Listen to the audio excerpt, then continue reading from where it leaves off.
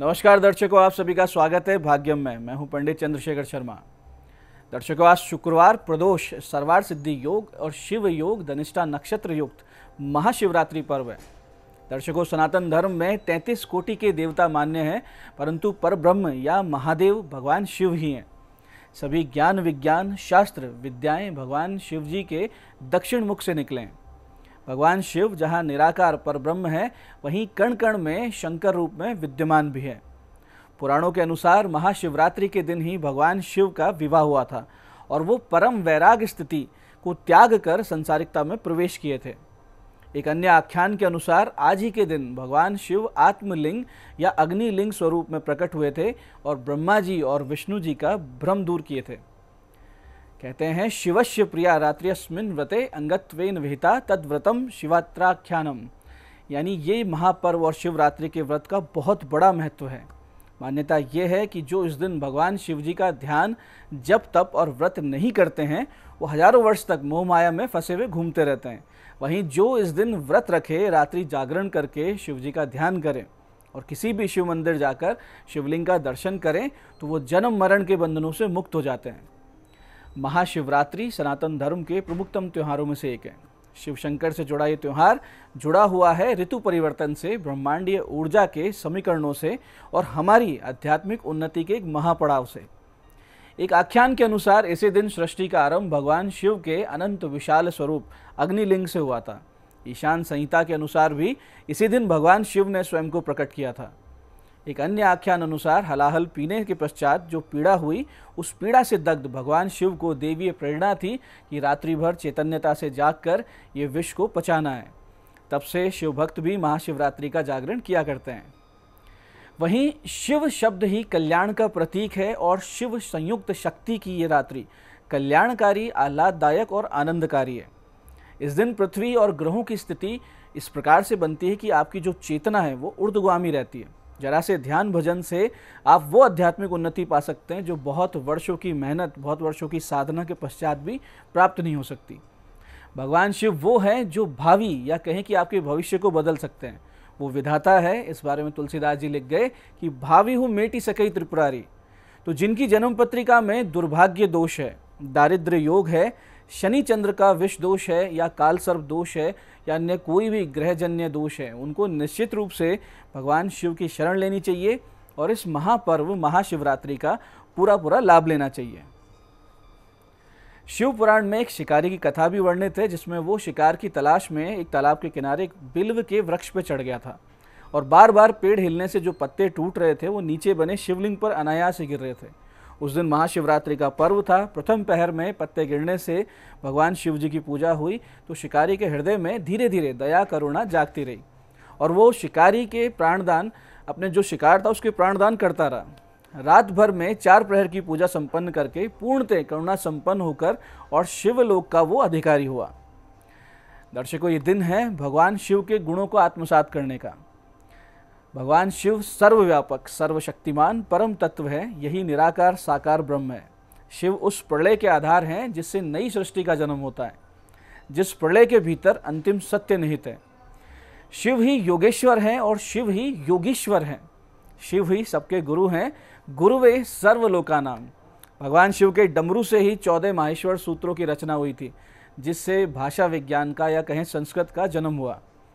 साकार दृष्टि से भी आप देखें तो आप पाएंगे कि विषमता, विपरीत तत्वों को समाहित करने की जो क्षमता भगवान शिव जी में है, वो किसी में भी नहीं है। उनके घर में सर्प, मोर, चूहा जैसे जन्मजात शत्रु, सिंह और नंदी जैसे प्राकृतिक भोगी और भोजन साम्यता से एक साथ रहते हैं। ये विपरीत तत्वों को एकात्मता से बांध ले, वही परब्रह्म होता है। दर्शकों, साधना दृष्टि से भगवान शिव को प्रसन्न करने का सर्वोत्तम और सर्वोपरि जो साधन है वो पंचाक्षरी का जप है। ये 5 अक्षर का मंत्र नमः शिवाय वास्तव में वर्णों से निर्मित परम तत्व शिव का मंत्रात्मक चिन्मय देह ही है। ये उनका साक्षात शरीर है। महाशिवरात्रि पूजन के 2 तरीके हुआ करते हैं, एक सामान्य पूजन पद्धति और एक जिसमें 4 प्रहर की विधिवत पूजा हुआ करती है। सामान्य गृहस्थ जिनमें बहुत ज़्यादा विधि विधान के बिना पूजन संपन्न करनी है, वो इस प्रकार से करें कि सुबह सुबह ब्रह्म मुहूर्त में या सूर्योदय से पूर्व स्नान कर लें, या फिर आप सुबह 10-11 बजे तक स्नान करके भगवान शिव जी के मंदिर जाएं। साथ में एक पूजा की बड़ी थाली में बेलपत्र, धतूरा, सफ़ेद फूल, पीला चंदन और धूप, दीप और पंचामृत लेके जाएं। इसके साथ ही गाजर, बेल और जो बेर के फल हैं, आक के फूल हैं, इनकी माला लेके जाएं। तीर्थ जल साथ में रखें, गंगा जल भी लेके जाएं। अधिक उपचारों का प्रयोग करने के इच्छुक हैं वो भांग, आम की मंजरी, गन्ने का रस, 5 प्रकार के फल, 5 प्रकार की मिठाई और शिव पार्वती जी के वस्त्र और दक्षिणा भी रख सकते हैं। मंदिर में सबसे पहले भगवान गणेश जी का यथोपचार से पूजन करें, फिर शिवलिंग पर दही, घी, शक्कर, शहद और कच्चे दूध से अभिषेक करें और फिर शुद्ध जल और गंगा जल से अभिषेक करें। फिर भगवान शिव जी को वस्त्र पहनाएं, यज्ञोपवीत अर्पित करें। फिर पुष्प, फल, चंदन, इत्र, बिल्वादी और जो धतूरा, आक, ये सब चीज़ें जो लेके गए थे शिव जी की प्रिय वस्तुएं, ये बारी बारी अर्पित करें। इस पूरी प्रक्रिया में आप पंचाक्षरी, षडाक्षरी या फिर लघु मृत्युंजय या महामृत्युंजय के मंत्रों का जप भी मन ही मन करते रहें। फिर माता पार्वती, कार्तिकेय जी, नंदी जी की भी यथोपचार से पूजन करें और माता पार्वती को वस्त्र और सुहाग की सामग्री अर्पित करें और फिर धूप, दीप, कर्पूर जलाकर भगवान शिव जी की आरती करें। आरती के बाद में भगवान शिव जी से अपनी पूजा में हुई त्रुटियों के लिए क्षमा मांगे, क्योंकि गलती तो होना लाजमी है, आप इंसान हैं, गलती होगी पूजा में तो उसके लिए क्षमा मांगे।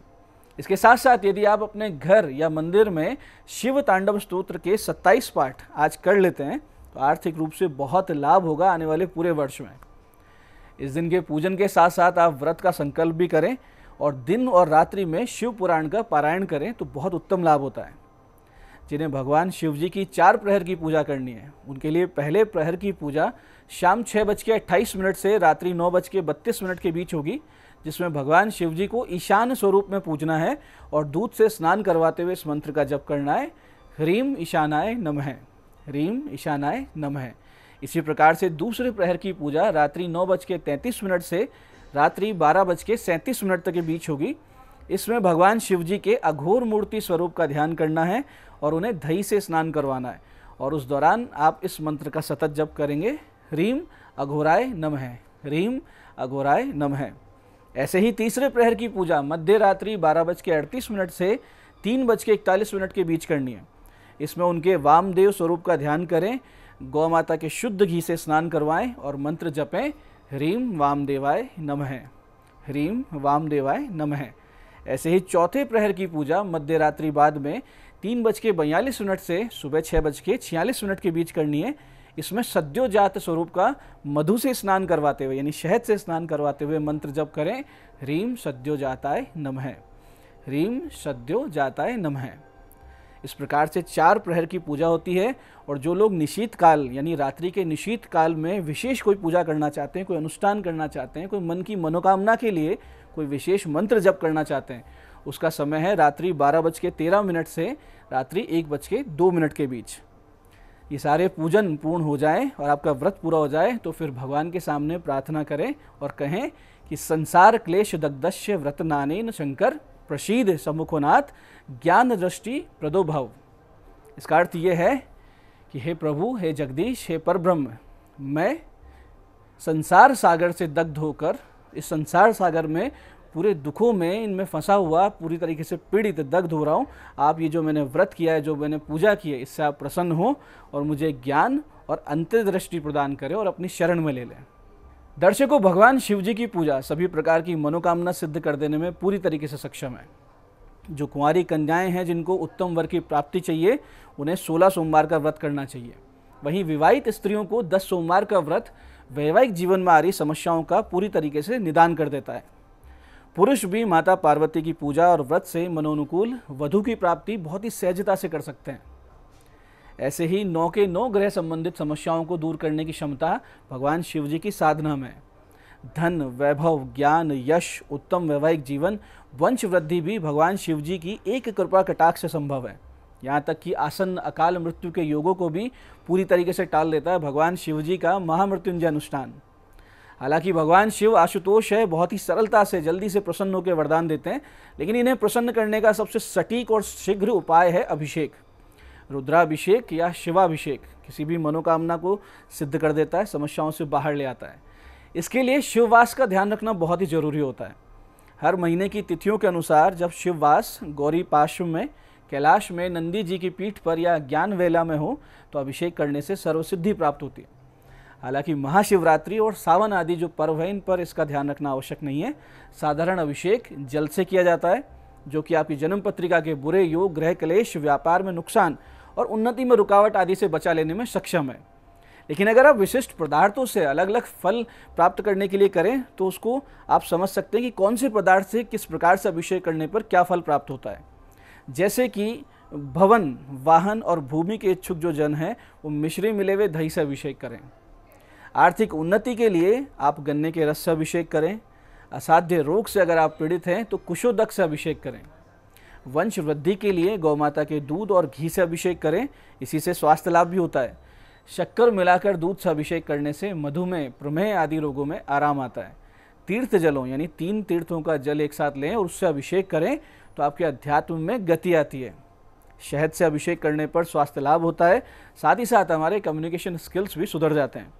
सरसों के तेल से अभिषेक करने से आप अजात शत्रु हो जाते हैं। और शीतल गंगा जल और कच्चे दूध से अभिषेक करने से मानसिक शांति मिलती है, अवसाद से मुक्ति मिलती है। ऐसे ही कच्चे दूध के अभिषेक से चंद्रमा, इत्र से शुक्र, केसर से गुरु, काले तिल अर्पित करने से राहु, शनि के दोष भी समाप्त हो जाते हैं। तो दर्शकों, ये था आज का विशेष पूजन और अभिषेक जो अलग अलग प्रकार की आपकी मनोकामनाएं पूरी कर रहे हैं। अब आज के इस पूजन में आप कुछ सावधानियां भी रखें, जैसे कि शिवलिंग पर भूल कर भी तुलसी दल यानी तुलसी के पत्ते ना चढ़ाएं। आज अनाज या अन्न ग्रहण नहीं किया जाता है, तो आप फलाहार से ही अपना ये व्रत रखें। शिव जी की पूजा में केतकी और चंपा फूल भी नहीं चढ़ाएं और शिव जी को टूटे हुए चावल यानी जो अक्षत है वो टूटे हुए नहीं होने चाहिए, ये भी ध्यान रखें। और शिव जी पर यानी शिवलिंग पर सिंदूर भी नहीं चढ़ाना चाहिए। तो ये सारी सावधानियां भी रखना बहुत आवश्यक है आज के दिन। तो दर्शकों, ये था आज के दिन का विशेष उपाय, महात्म्य और पूजन पद्धति। आप सभी भगवान शिव जी की शरण होकर पूरे भक्ति भाव से इस महापर्व को मनाएं और आशुतोष ओगड़दानी महादेव आपको सभी कष्टों से बाहर निकालें, आपकी सारी मनोकामनाएं पूरी करें। इस प्रार्थना के साथ जय महाकाल, जय आदिशक्ति।